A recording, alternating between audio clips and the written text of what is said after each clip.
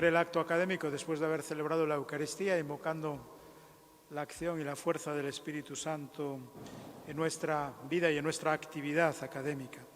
Y sin más, voy a dar la palabra al presidente de la facultad, a Fray Manuel Ángel, para que nos diga un saludo inicial en este acto académico.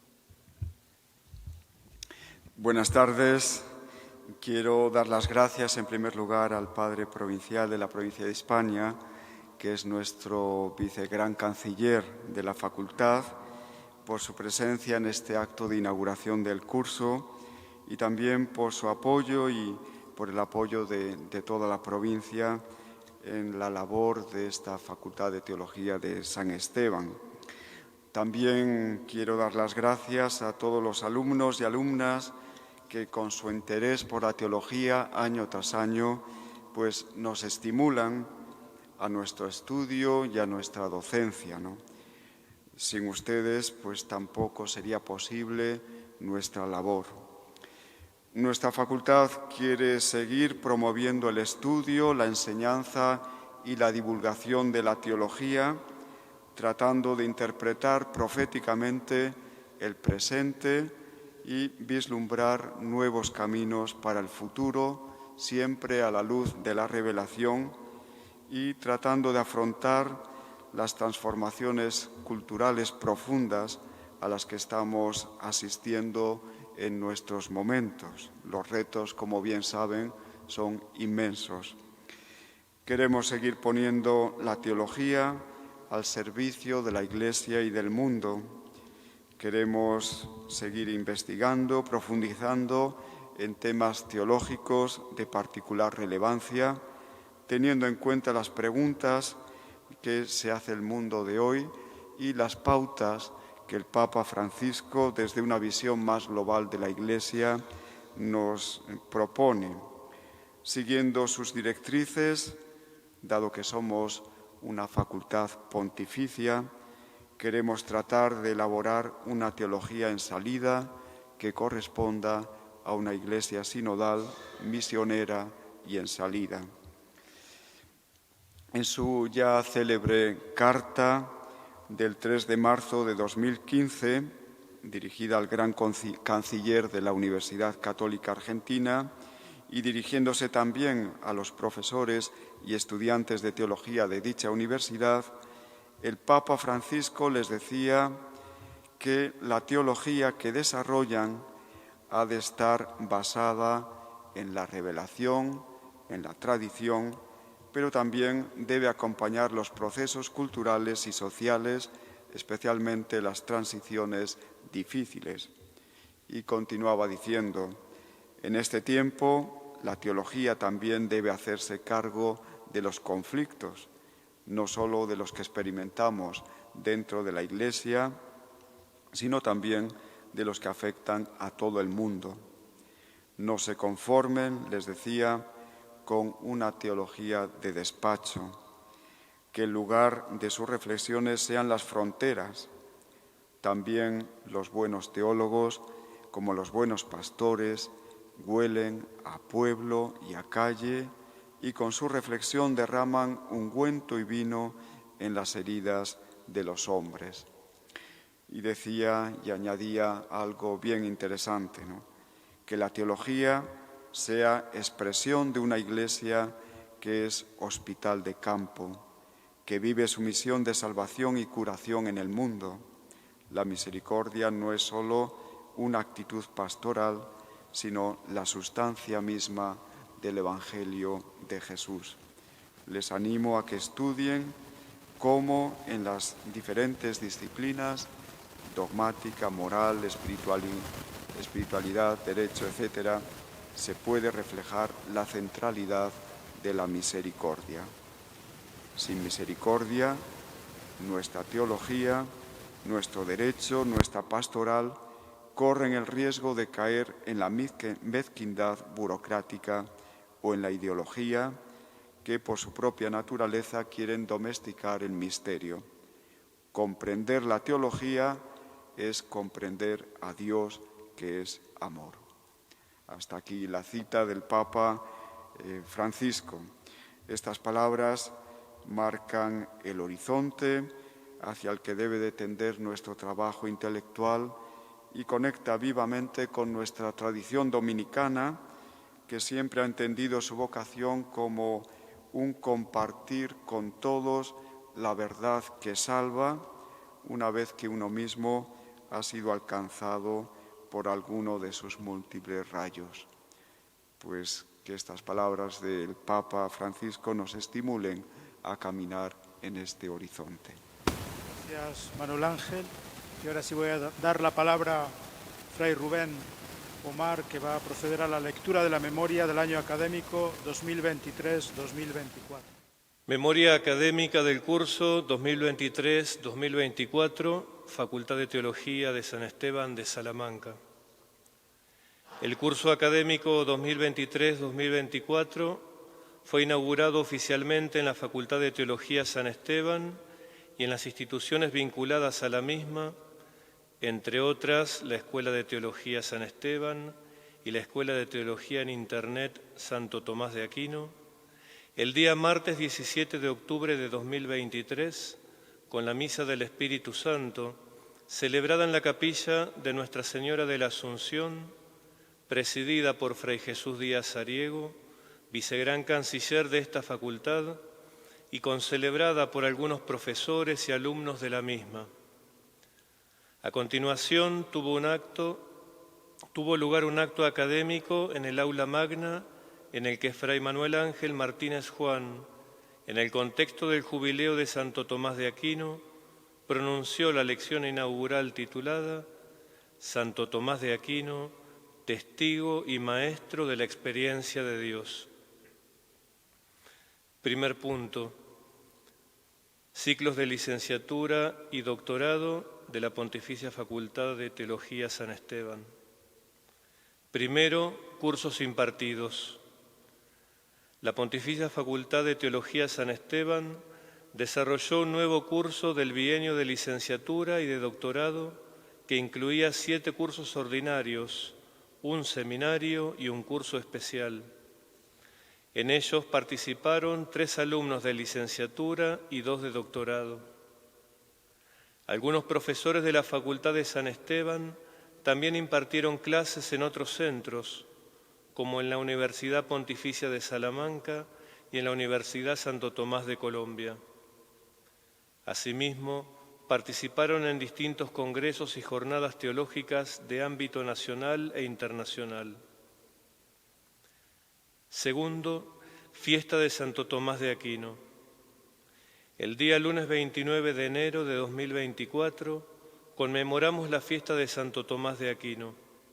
Los actos comenzaron a las 18:30 de la tarde con la celebración de la Eucaristía en la capilla de Sotomayor, presidida por Fray Jesús Díaz Ariego, en el contexto del jubileo de Santo Tomás de Aquino. La homilía fue pronunciada por Fray Manuel Ángel Martínez, en la que, tomando como motivo la proclamación del Papa Francisco del año 2024 como año de la oración, año preparatorio al jubileo de 2025, se centró en Santo Tomás de Aquino como modelo y maestro de oración.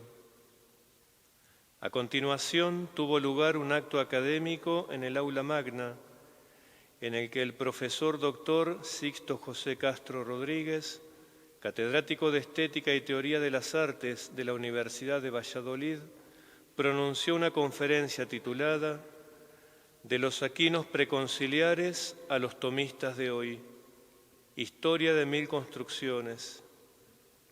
Seguidamente se compartió un vino español. Tercero, 750 aniversario de la muerte de Santo Tomás de Aquino. El día 7 de marzo de 2024, la Facultad de San Esteban, con la comunidad de monjas dominicas dueñas, en la iglesia de estas últimas, celebró el 750 aniversario de la muerte de Santo Tomás de Aquino, juntamente con el 96 aniversario de la muerte de Fray Juan González Arintero. Además de unas vísperas solemnes, celebradas a las 19 horas, hubo en el mismo lugar una conferencia a cargo de Fray Manuel Ángel Martínez Juan, titulada La mística de Santo Tomás de Aquino, vista por el Padre Arintero. Cuarto, breve ciclo de conferencias para conmemorar el 80 aniversario de la publicación de la Biblia Nácar Colunga. Los días 18 y 19 de junio, a las 19 horas, se celebró en el aula magna de la facultad un breve ciclo de conferencias para conmemorar los 80 años de la publicación de la versión de la Biblia Nácar Colunga. La primera conferencia corrió a cargo de don Casimiro Muñoz Martín, canónigo archivero de la Catedral de Salamanca, titulada Don Eloíno Nácar y Fray Alberto Colunga, perfiles biográficos. Y la segunda, el mismo martes 18 de junio, a cargo de Fray Rafael González Blanco, profesor de Sagrada Escritura de la Facultad de Teología de San Esteban. El miércoles 19 de junio tuvo lugar una mesa redonda bajo el título La Biblia Nácar Colunga, su significado en la exégesis, en las ediciones católicas y en la espiritualidad del pueblo de Dios, en la que intervinieron don Juan Carlos García Domene, director de la editorial de autores cristianos, don Santiago Guijarro Oporto, catedrático de Nuevo Testamento de la Universidad Pontificia de Salamanca, y Fray Jesús Díaz Ariego, provincial de los dominicos de la provincia de Hispania. Quinto, titulaciones. A lo largo del curso presentaron y defendieron públicamente sus respectivas tesis doctorales dos alumnos. Fray Alexis González de León, martes 14 de noviembre de 2023 a las 10 horas, con el título El diálogo en Pablo VI, una herencia teológica y su correlación evangelizadora. Fray Germán Enrique Pravia Silvera, jueves 20 de junio de 2024 a las 10 horas, con el título El acompañamiento espiritual en la orden de predicadores, testimonios y fundamentación teológica. Otros dos alumnos presentaron sus memorias de licenciatura. Stephen Saulej, lunes 20 de noviembre de 2023, con el título La labor apostólica de los dominicos en Birmania. Josejo Sihien, miércoles 22 de noviembre de 2023, con el título Claves para una teología de la vida religiosa en la reflexión de Jean-Marie Tillard. Segundo punto, extensiones de la facultad. Las extensiones de la Facultad de Teología han sido también un espacio importante de reflexión y enseñanza teológica durante el curso 2023-2024. Primero, Escuela de Teología de San Esteban. La Escuela de Teología, fundada en el curso 1977-1978, desarrolló sus enseñanzas por 47º año consecutivo, remodelando su oferta de cursos para atender a los nuevos intereses en el campo de la teología. Las clases comenzaron el día 18 de octubre de 2023 y concluyeron el 6 de junio de 2024. La Escuela de Teología ofreció 6 cursos y un seminario. A lo largo del curso, la Escuela de Teología organizó, como en años anteriores, diversos actos religiosos y socioculturales. Segundo, Escuela de Teología Santo Tomás de Aquino en Internet. 1. El jueves 7 de septiembre de 2023, en el espacio Olumen de Madrid, se presentó el nuevo curso académico de la Escuela de Teología en Internet, año 2023-2024. En ese acto se presentaron los 2 nuevos programas que marcarán en los años venideros la vida académica de la Escuela. Primero, estudios teológicos, que incluye toda la teología, filosofía e historia de la Iglesia y mira a personas con intereses en la docencia e investigación. Segundo, formación teológica, cuyas materias son una reflexión global de la teología actual, pensado para personas que quieren una formación integral de su fe. El evento se retransmitió en streaming con la presencia de los principales medios de comunicación católicos. La lección inaugural estuvo a cargo del catedrático de Ética de la Universidad de Valencia, Dr. Agustín Domingo Moratala, quien con el título En tiempos del chat GPT, inteligencia artificial o espiritual, señaló las posibilidades que nos abre la inteligencia artificial, pero sin descuidar los aspectos centrales de la vida cristiana, como la interioridad. Si esto último se oculta o se margina, ambas inteligencias perderán su razón de ser. Por su parte, un alumno, poeta y escritor que se graduaba, don Alfonso Olaz, leyó fragmentos de su obra literaria invitando a contemplar a Dios desde la belleza. El acto lo clausuró el padre provincial de la provincia dominicana de Hispania, Fray Jesús Díaz Sariego, agradeciendo a los alumnos y profesores todo su trabajo y animando a que se siga consolidando y a continuar la tarea de reflexión teológica tan necesaria hoy. El provincial entregó los diplomas a 10 egresados del curso 2022-2023 que pudieron acercarse hasta Madrid, representando a los 22 alumnos que terminaron su programa de formación en este curso. Número 2. En el curso académico 2023-2024 estuvieron matriculados 222 alumnos en sus diferentes modalidades, unos con seguimiento y otros sin él, en sus 3 programas académicos, el clásico, ETI, y los 2 nuevos que empezaron el curso 2023-2024, estudios teológicos y formación teológica. Estos 2 últimos programas provienen con adaptaciones de Domuni. Constatamos que ambos programas tienen un enorme interés para públicos diversos. En estos programas participan profesores dominicos, hermanas dominicas y laicos dominicos con titulación en filosofía y teología. La gestión informática de la plataforma de estudios está supervisada por la Oficina de Comunicación de los Dominicos de España. Número 3. La ETI es internacional.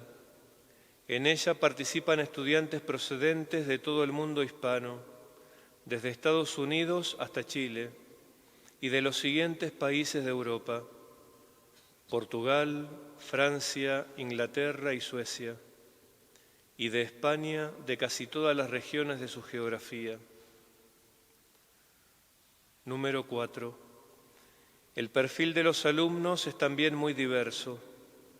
Monjas de clausura, profesores que quieren adquirir un conocimiento en estos saberes, laicos comprometidos con su fe, personas que acabaron su formación y siempre quisieron hacer estos cursos, profesores jóvenes que quieren enseñar religión y consagrados que quieren actualizar su teología.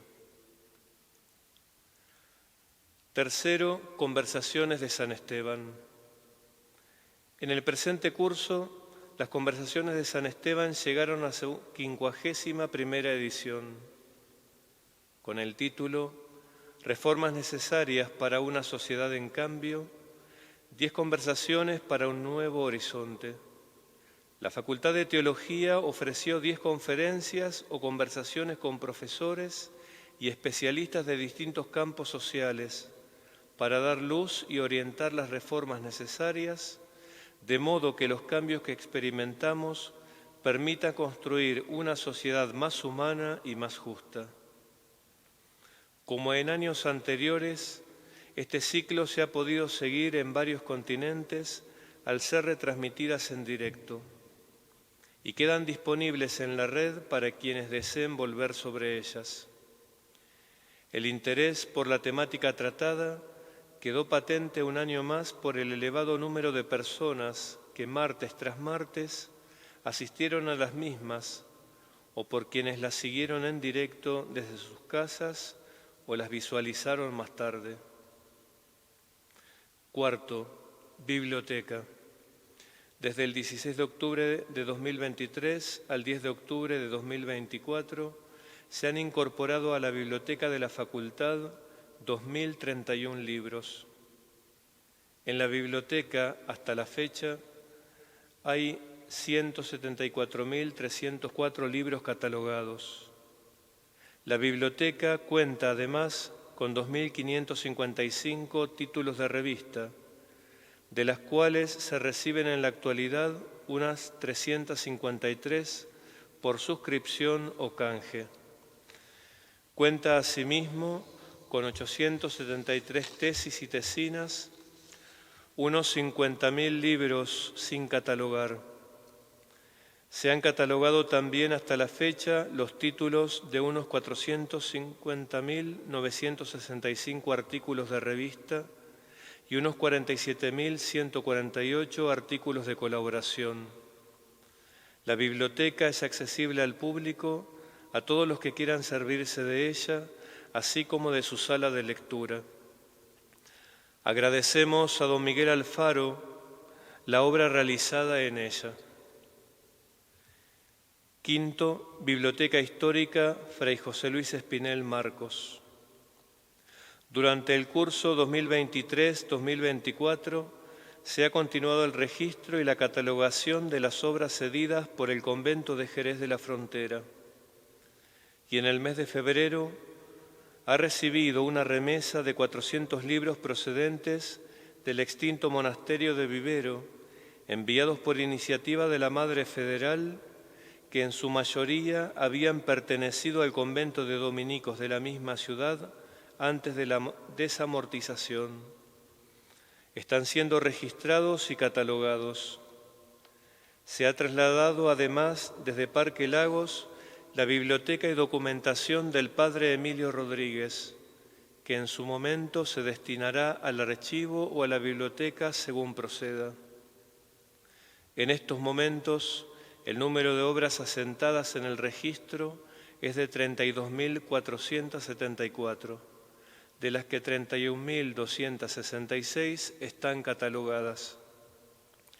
Al cumplirse en 2023 10 años desde que se comenzaron las tareas de la Biblioteca Histórica, el padre Bernardo Fuello ha publicado una noticia informativa en el último número de la revista Ciencia Tomista. Tercer punto, investigación y publicaciones. Como publicaciones habituales de la Pontificia Facultad de Teología San Esteban, continúan apareciendo las revistas Ciencia Tomista y Archivo Dominicano. Cuarto punto, otros acontecimientos relevantes. En el apartado necrológico tenemos que lamentar la muerte de Fray Ángel Martínez Casado, que fue profesor de esta facultad y ocupó el cargo de director de la Escuela de Teología en Internet durante varios años. Falleció a la edad de 77 años el día 12 de marzo de 2024 en la Enfermería de la Virgen del Camino de León. Descanse en paz. Salamanca, 14 de octubre de 2023, Antonio Nicolás Galán Meneses, secretario. Muchas gracias, Rubén, por la lectura exhaustiva de esta memoria del curso pasado. Y para inaugurar el curso, como suele ser habitual, los cursos se inician con una lección inaugural y en esta ocasión la lección inaugural corre a cargo del profesor Ricardo de Luis Carballada. Unas breves palabras de presentación a alguien que entre vosotros ya es muy conocido, ¿no? Pero quizás resaltar una vez más la preparación de Ricardo de Luis en filosofía y teología, que es lo que le acompaña fundamentalmente su vida vocacional como frailes y su actividad docente y de publicaciones, ¿no? Hay que decir que un personaje que siempre le ha apasionado a él es Emanuel Levinas, ¿no? Filósofo judío que sin duda alguna en el pensamiento contemporáneo sigue teniendo su influencia y su importancia, ¿no?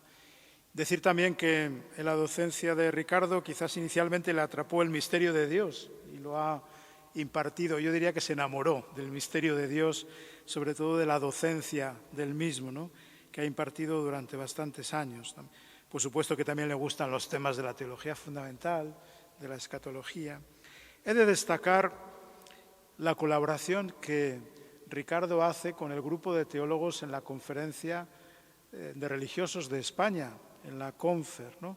Y he de decir públicamente que su colaboración con otros religiosos y religiosas en ese grupo de teólogos que hemos configurado pues hace unos años hace mucho bien a la vida consagrada, a la vida religiosa, y nos ayudan desde su reflexión a ir orientando los principales temas que nos inquietan y preocupan a todos también como religiosos, ¿no?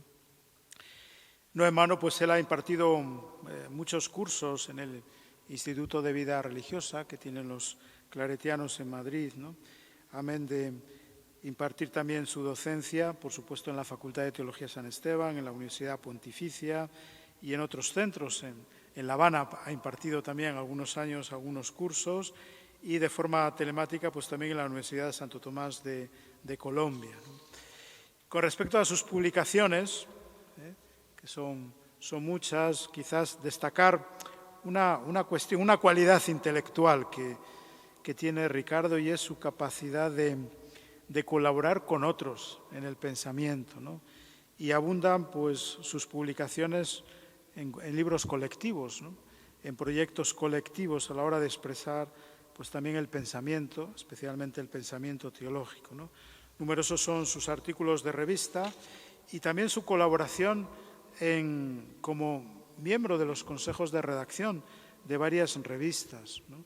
Por supuesto las de casa, de todo Ciencia Atomista, pero también ha formado parte del consejo editorial de la colección Esprit, en la editorial Caparrós, por supuesto también consejo de redacción de la revista Confer, de la revista Acontecimiento. Ha trabajado primero como director y ahora como gran colaborador en las editoriales Edivesa y San Esteban, ¿no?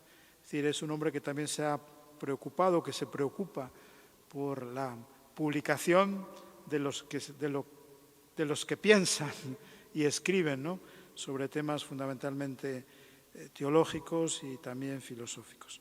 Y ya sin más, pues le doy la palabra y él va a impartir la lección inaugural que lleva por título La paciencia de la esperanza. Pues muchas gracias al Padre Provincial por estas palabras, también al que es vicecanciller de nuestra facultad por esta presentación. Gracias también al presidente de la facultad, al Padre Manuel Ángel, por invitarme a impartir esta lección inaugural. Y ya que el provincial ha mencionado a la colaboración en la Confer, en la Conferencia de Religiosos, que no me esperaba, creo que es importante el recordar que las colaboraciones que algunos hacemos con la Iglesia, también algunas de las extensiones, como puede ser la Escuela de Teología en Internet, son posibles porque aquí hay una facultad de teología en donde algunos tenemos nuestro seno nutricio, en donde algunos nos nutrimos intelectualmente y también el diálogo, ¿no?, con otros compañeros, también profesores en la misma facultad. Es una facultad pequeña, humilde, no siempre apreciada y reconocida por todos, pero que poquito a poco creo yo que está realizando el servicio que los dominicos tenemos que realizar en España. Todo lo digo pues agradeciendo también al Padre Provincial siempre el respaldo y el compromiso que ha tenido con esta facultad y esperando que así continúe también en el futuro. Bien, el tema de la lección inaugural es el tema que va a ocupar a la Iglesia durante el próximo año. el Papa Francisco ha convocado un jubileo con el lema de Testigos de la Esperanza.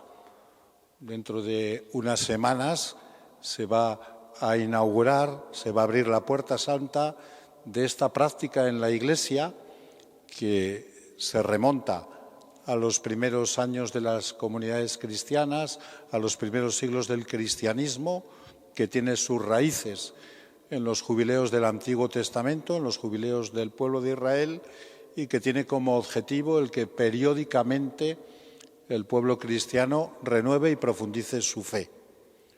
Últimamente, lo dice el Papa y lo dicen también los escritos que motivan a la preparación del jubileo, que últimamente la Iglesia, más o menos cada 25 años, propone un jubileo. El último que tuvimos fue en la inauguración del actual milenio, convocado por San Juan Pablo II, el jubileo del año 2000, en donde todos recordamos el origen de nuestra fe en la figura de Jesucristo. Pues bien, este próximo jubileo va a estar dedicado al tema de la esperanza, y en la carta que el Papa escribe para promulgar este año jubilar utiliza esta expresión, la paciencia de la esperanza. La esperanza es una virtud que pide paciencia, la esperanza es una virtud que hace referencia a la temporalidad en la que vivimos los seres humanos y en la que pide que asumamos e integremos esa temporalidad desde la actitud de la paciencia. Sin duda habrá motivado la elección de esta dimensión de la vida cristiana su importancia, es una de las tres virtudes teologales, su importancia en la espiritualidad y en el pensamiento cristiano. Pero quizás no sea equivocado adelantar también que la elección del tema se deba, en un Papa muy pendiente de las dinámicas sociales, a una necesidad social, al hecho de que nuestro mundo necesita incrementar y aumentar los niveles de esperanza. Porque a diferencia de otras décadas, a diferencia del final de los años 60, precisamente cuando finalizaban los trabajos del Vaticano II, del Concilio Vaticano II, ese gran acontecimiento que renovó la fe y renovó la vida de la Iglesia, nuestra época es una época muy desesperanzada. Quienes éramos niños o éramos adolescentes, pero recordamos el final de los años 60, sabemos y tenemos en la memoria que en aquella época la humanidad entreveía y auguraba que el desarrollo económico, el desarrollo tecnológico, los procesos de descolonización, el empuje social que vivían unas sociedades muy jóvenes, como eran las de los países en vías de desarrollo, todos estos factores creaban un clima cultural de optimismo que confiaba en alcanzar cambios sociales en la dirección de una sociedad más justa y más pacífica. Pero el optimismo de los años 60 se truncó a mediados de los años 70 con la crisis energética, cuando los países productores de petróleo se unieron para decidir una subida de los precios del petróleo. Aquello fue un factor que colapsó las economías de los países capitalistas, creando enormes tensiones y acabando con el desarrollismo económico que había generado muchos niveles de bienestar en el mundo desarrollado en la década de los años 60. Por otra parte, esta crisis energética puso en la conciencia de Occidente que los recursos que nos ofrecía la naturaleza eran limitados y que quizás también estábamos haciendo un mal uso de esos recursos, poniendo sobre la mesa todos los temas que tienen que ver con la amenaza ecológica, con la amenaza climática, incluso con la mentalidad catastrofista y apocalíptica que se desarrolló en esa época. Por otra parte, el tan mal planteado y desarrollado proceso de colonización generó violentos enfrentamientos en muchos países en vías de desarrollo, creó muchas guerras o dio lugar a muchas guerras regionales y locales, dando al traste también con la esperanza de una humanidad que avanzara por los caminos de la paz. La entrada en el nuevo siglo no mejoró mucho la situación. El fin de la división del mundo occidental en estos dos bloques, en el bloque capitalista y en el bloque comunista, con la descomposición de los regímenes comunistas, provocó unas redefiniciones geoestratégicas en las cuales todavía nos encontramos, que han dado lugar a una mayor inestabilidad mundial, con la aparición de guerras en una Europa que pensábamos que había ya logrado que las guerras desaparecieran de su horizonte social y, como digo, sobre todo dando lugar a un mundo mucho más inestable. Por otra parte, la crisis de la racionalidad ilustrada, la crisis del proyecto ilustrado, la aparición del pensamiento posmoderno, que anuncia el fin de los grandes relatos, el fin de las grandes utopías, el fin de la historia, como decía Fukuyama, que no quiere decir que el transcurso histórico se detenga, sino que Fukuyama lo que anunciaba es que precisamente por la quiebra del proyecto ilustrado, la humanidad habíamos entrado en una etapa en donde la sucesión histórica lo único que trae es la indiferenciación de una sucesión de momentos sin esperar que haya grandes cambios, grandes rupturas, grandes innovaciones. Esto es lo que significa eso que este autor de origen japonés, pero formado en Estados Unidos, Fukuyama, anunciaba en ese libro tan debatido del final de la historia. Bien, podemos concluir este acelerado repaso por nuestras condiciones históricas diciendo que nuestro mundo es poco propenso a la esperanza y que ofrece un clima cultural muy poco favorable a la esperanza. Creo que es el estado de ánimo en el que hoy nos encontramos en este ya avanzado siglo XXI. Es el estado de ánimo que podemos detectar, ¿no?, en muchos de nuestros contemporáneos, en muchas de las personas con las que vivimos y entramos en relación. Y aunque esto sea así, sin embargo, los teólogos, los filósofos, tenemos que decir un sin embargo siempre, el ser humano no puede renunciar a la esperanza y no puede prescindir de la esperanza. La esperanza es una dimensión tan pegada a la condición humana que no es fácil desprenderse de ella. Hace ya algunos años, una teóloga evangélica poco conocida en España, pero que es una de las figuras de la teología política europea, Dorothée Sölle, decía en una de sus obras que los pobres no se pueden permitir el lujo de no tener esperanza. Los pobres no pueden permitirse el lujo de vivir sin esperanza. Es una frase muy rotunda y muy acertada, la que escribió en una de sus obras esta mujer, por otra parte muy lúcida. La desesperanza es un lujo de sociedades satisfechas. La desesperanza es un lujo de las sociedades del bienestar, en donde parece que el único atractivo está el pasarlo bien y el disfrutarlo de los bienes del consumo.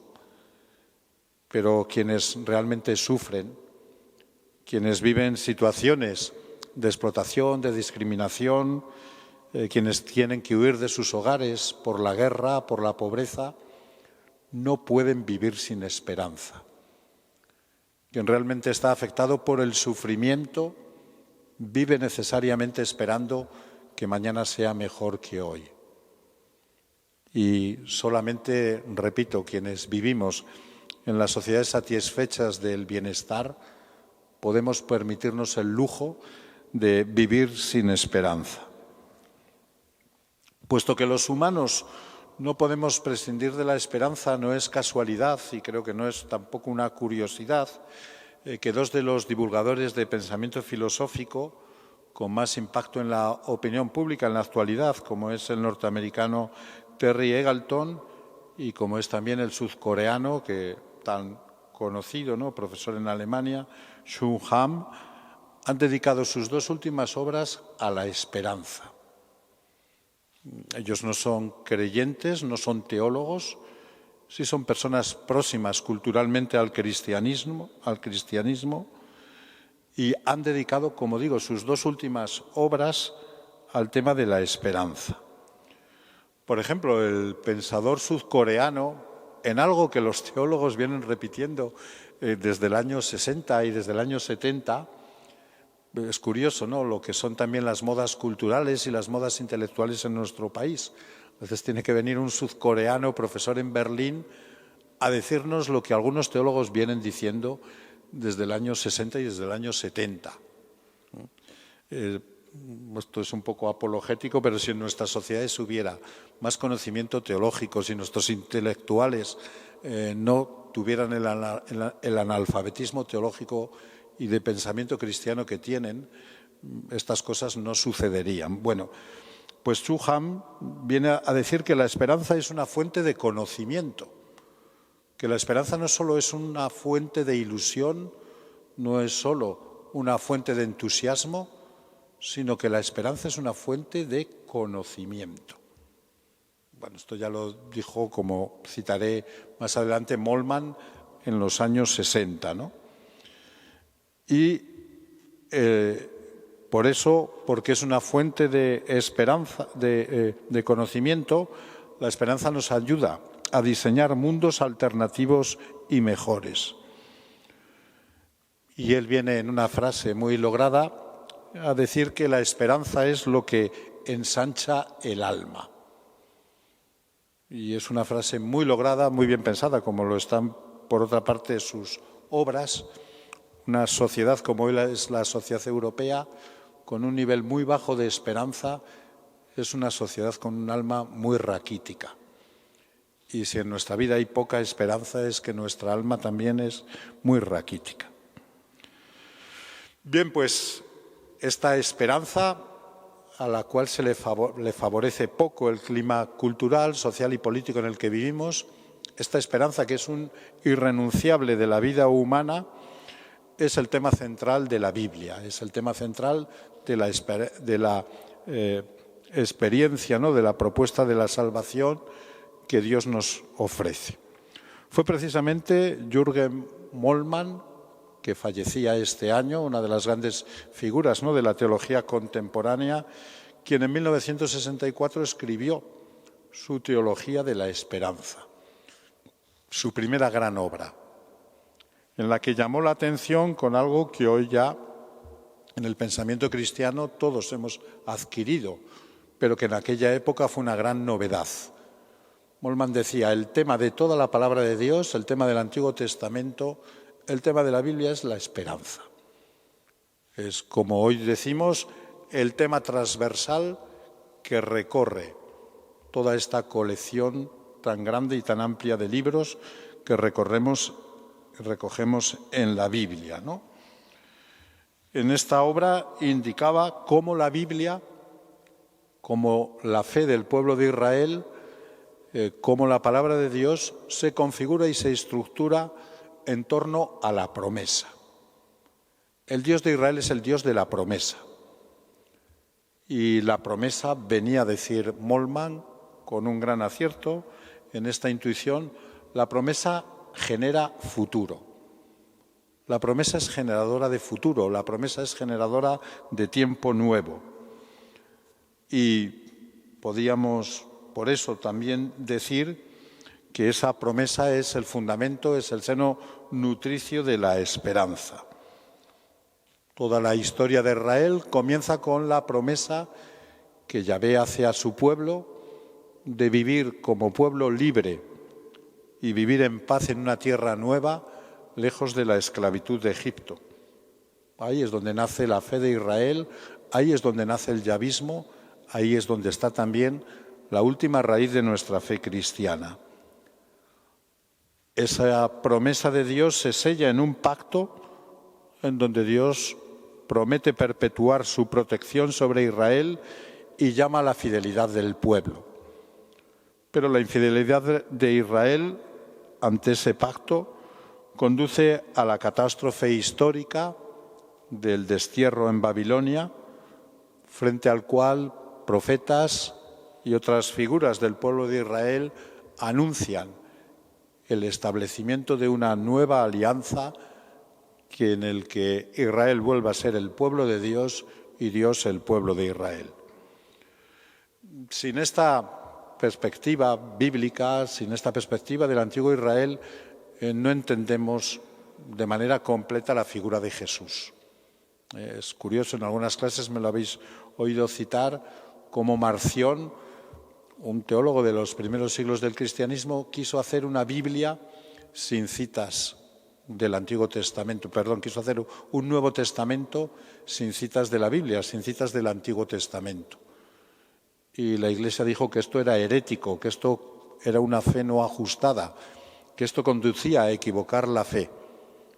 Porque sin la raíz bíblica, sin la raíz de la fe israelita y yavista, no entendemos a Jesús. Los primeros cristianos entendieron precisamente que en Jesús se realizaba la promesa que Yahvé había realizado sobre el pueblo de Israel, que Jesús era el que daba cumplimiento a esas promesas y a esa esperanza mesiánica, y en el que además la acción de su Espíritu traería un proceso de transformación, en primer lugar en cada creyente y después en el mundo entero, que conduciría a la paz y a la justicia definitiva. Desde entonces, los cristianos, los seguidores de Jesús, vivimos en la esperanza de su acción en el Espíritu transformadora de nuestras personas y transformadora también del mundo.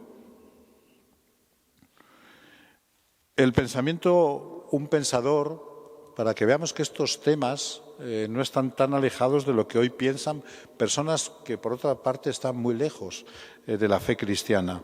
Una de las grandes figuras del pensamiento filosófico italiano actual es Giorgio Agamben, que fue alcalde comunista de Venecia.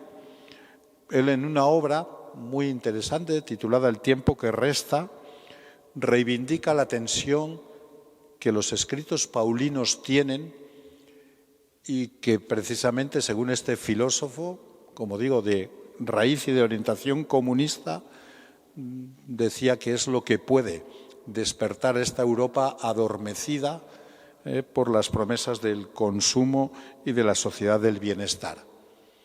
Él decía que toda la obra de San Pablo está atravesada de la tensión hacia un futuro nuevo, expresada en este texto que todos recordamos: del mundo gime con dolores de parto hasta que llegue la transformación definitiva. Y que sabemos que las comunidades paulinas, las primeras comunidades cristianas, pensaban que el fin del mundo estaba próximo. Y porque estaba próximo había que prepararse, había que vivir con intensidad el presente. Agamben denuncia que precisamente la desaparición de este horizonte escatológico, la desaparición de este pensar que el fin del mundo con el juicio de Dios es algo próximo a nuestras vidas, es lo que ha sumido a nuestro continente en la indiferencia histórica, en el fin de la historia, en esta abulia y en esta indiferencia que hoy domina, ¿no?, nuestra cultura europea. Bien, pues este repaso, ¿no?, sobre la filosofía del pensamiento contemporáneo, quiero terminar con la alusión a un gran pensador español, a Pedro Laín Entralgo, que en su famosa obra De la espera a la esperanza nos ayuda ya a introducirnos en el núcleo del pensamiento teológico. Señala Laín que la espera es una actividad humana presente siempre en nuestra vida. Una de las cosas que más hacemos todos los seres humanos es esperar. Si no, pensad, Esperamos en la cola del supermercado. Esperamos a que el semáforo se ponga verde. Esperamos el resultado de un diagnóstico médico. Esperamos la nota de un examen. Esperamos la respuesta a una pregunta. Una de las cosas que más hacemos en la vida humana es esperar. Ahora, además, con esta mecanización y automoción de la inteligencia artificial, todos tenemos en la cabeza esa melodía de todas nuestras líneas están ocupadas, espere, por favor. Es decir, una de las cosas que más hacemos es esperar. La espera es la atención que tenemos a la culminación y a la finalización de una actividad. Y como el ser humano es un ser fundamentalmente de acción, continuamente estamos realizando acciones, la espera, esa tensión de la espera es algo que es inherente a todas nuestras acciones. Pero la espera es distinta a la esperanza. Y la esperanza tiene siempre como contenido a Dios. Algo que ha indicado también el pensamiento filosófico actual, sobre todo la fenomenología, es que la espera humana y también la esperanza no solo es una actividad del pensamiento, sino que, como muy bien ha indicado la fenomenología, todas las actividades humanas están acompañadas de sentimientos y de emociones o de modulaciones afectivas. También la espera y la esperanza. Esperamos desde el temor o desde la alegría. Esperamos desde el miedo o desde la confianza. Esperamos desde el cariño o esperamos también desde el escepticismo. En toda actividad humana, esto ha sido también una de las grandes aportaciones del pensamiento filosófico contemporáneo, toda actividad humana va acompañada de matizaciones, de envoltorios que forman parte esencial de esos contenidos de tipo afectivo. Bien, pues la esperanza cristiana se sostiene en este esperar humano, pero también se diferencia de la espera que se caracteriza, como digo, por la tensión hacia la culminación de una tarea. La diferencia se encuentra en el contenido. El contenido de la espera es siempre una actividad humana, es siempre la culminación de una empresa que nosotros iniciamos. El contenido de la esperanza lo indicó muy rotundamente y muy bien Santo Tomás de Aquino en la Suma Teológica. El contenido de la esperanza es siempre Dios. Dios es el contenido de la promesa bíblica. La promesa procede de su palabra y no de nuestra capacidad de imaginar, de diseñar o de proyección. Es por eso por lo que algunos decimos que la esperanza y la esperanza cristiana se distinguen siempre. Eggleton, este otro divulgador de pensamiento filosófico, insiste también en ello. Curiosamente, la esperanza es algo distinto al optimismo. Es algo distinto también al que calcula cómo va a finalizar un proyecto. Porque la esperanza no tiene como objeto nuestros proyectos, nuestras realizaciones. La esperanza tiene como contenido a Dios. Voy ya terminando. Una de las reflexiones que quiero plantear más como pregunta, como decía también el padre provincial en la homilía, más como pregunta que como respuesta, porque aquí los teólogos y los estudiantes de teología nos podemos equivocar, es que cuando decimos que el contenido de la esperanza es Dios, podemos caer en el engaño de pensar, ya sabemos cuál es el contenido de la esperanza, porque todos conocemos y sabemos muy bien quién es Dios. Y esto es algo que la teología contemporánea, la teología del siglo XX, ha venido a revisar, subrayando en ese misterio de Dios del que ciertamente Jesús, que me conoce bien porque fuimos compañeros y colegas aquí en la facultad, sabe que me enamoré, ¿no?, de esa perspectiva y de esa asignatura. La teología contemporánea, cuando ha reflexionado sobre Dios, ha vuelto a recuperar algo que estaba presente en la teología antigua y que el pensamiento teológico moderno no ha tenido suficientemente en cuenta, y es la dimensión misteriosa de Dios. Es el rasgo de la teología negativa, presente también en un pensador, ¿no?, tan racionalista como es Santo Tomás de Aquino, en donde la teología negativa está muy presente, como por ejemplo muy bien señala, ¿no?, en sus estudios Torrell, un gran investigador de Santo Tomás de Aquino. De Dios desconocemos más de lo que conocemos. El Dios de la esperanza es el que además nos promete un futuro que precisamente por ser futuro no conocemos. Nos es muy difícil imaginar y nos es muy difícil avanzar. Este Dios que es misterio, como decía Jungel en esa gran obra, Dios misterio del mundo, este Dios que es un misterio y que sostiene el misterio humano, como decía Rahner, este Dios del que desconocemos más de lo que conocemos, ¿cómo se hace presente? ¿Cómo se hace presente en nuestras vidas y en nuestro mundo? Simplemente lo sugiero, ¿no? La fenomenología en los últimos años ha indicado que la realidad de Dios es sobre todo una llamada, que la presencia de Dios en nuestras vidas es la presencia de una llamada. Jean-Louis Chrétien, Emmanuel Levinas, en general casi todos, Jean-Luc Marion, casi todos los fenomenólogos de última, ¿no?, de última generación han venido a insistir en esto, en precisamente un pensamiento posmetafísico, un pensamiento que ya no puede construir la realidad como la construía la metafísica clásica y la metafísica racionalista. En este mundo más débil, de racionalidades más quebradas, la presencia de Dios, la presencia del absoluto, es una llamada que nos pone en situación de recorrer un camino, una llamada que apunta a un futuro del cual vamos descubriendo los contornos en la medida en las que lo seguimos.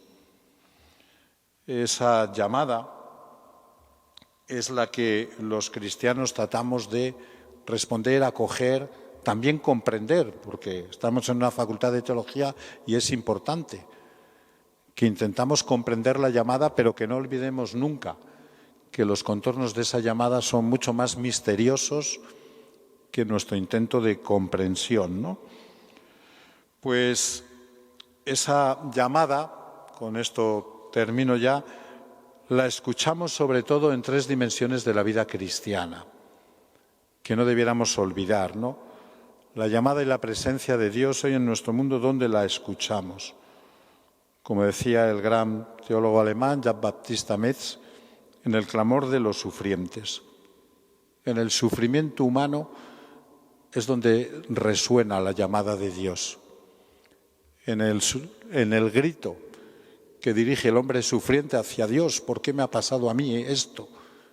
En el grito de Job percibimos una llamada que nos saca de nosotros mismos, que nos saca de nuestras convicciones, de nuestras seguridades, de nuestras comodidades y nos lleva a encontrarnos con una voz que nos va a poner en camino hacia un mundo mejor.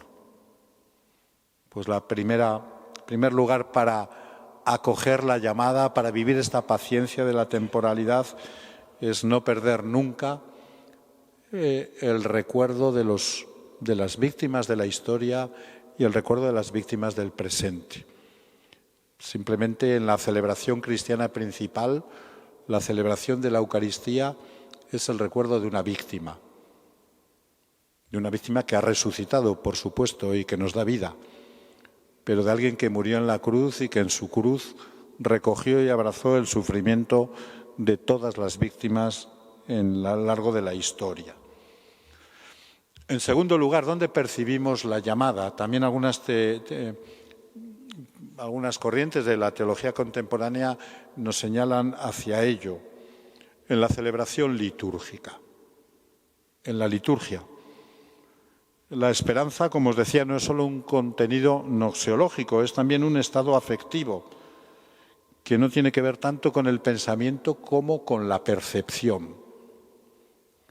Acertó von Balthasar cuando hablaba no solo de teología, de logos, de cabeza, sino hablaba de teoestética, de percibir a Dios. Y a Dios le percibimos en la liturgia. Por supuesto, esto conviene también decirlo, una liturgia que no solo es una celebración estética de nosotros mismos, que esto es un peligro que siempre amenaza a la liturgia cristiana, sino una liturgia que es celebración de la vida de Jesucristo. Solamente cuando la celebración litúrgica tiene esto claro, que celebramos a otro y que ese otro es el que nos dice la palabra, no la palabra que nosotros nos decimos a nosotros mismos. Esa liturgia es salvadora, esa liturgia es redentora, esa liturgia es celebrativa, esa liturgia nos abre a la esperanza. Y por último, el recordar, ¿no?, que esto lo hacemos siempre en comunidad. La llamada de Dios la acogemos, la pensamos, la reflexionamos y la discernimos nunca solos, sino en diálogo, en contacto, en celebración también común con otros. Bueno, quiero acabar con un poema, como ahora también pues suele estar, ¿no?, pues tan afortunadamente de moda. Es una poetisa no demasiado conocida en España, Angélica Lidl, es de las personas que, a mi modo de ver, en la poesía contemporánea española más interesante, que más ha sabido también dialogar con el cristianismo. Bueno, pues en una de sus últimas obras, que como la de los poetas tiene un nombre extraño, dicen que Nevers es más triste, dice lo siguiente. Esta poeta, como ocurre muchas veces en España, es más conocida, reconocida y celebrada en Francia que en España. Es una gran también dramaturga, una gran autora de teatro. En un poema precioso que tiene, dice: acabo de salir de la cárcel. Acabo de salir de la cárcel y ya soy prisionera del mundo. Este es el destino humano. Cuando salimos de la cárcel estamos ya atrapados. También el que os habla, ¿no?, por el mundo. Acabo de salir de la cárcel y ya soy prisionera del mundo. Abrazar al que mira las estrellas puede ser un gran destino. Esto es a lo que nos invita el jubileo, esto es a lo que nos invita nuestra fe, a que abracemos al que mira las estrellas, que no es otro que Jesucristo, que con su contemplación nos ayuda también a nosotros a elevar la mirada. Pues nada más. Muchas gracias, que tengamos un buen curso y también una buena celebración de este jubileo de la esperanza.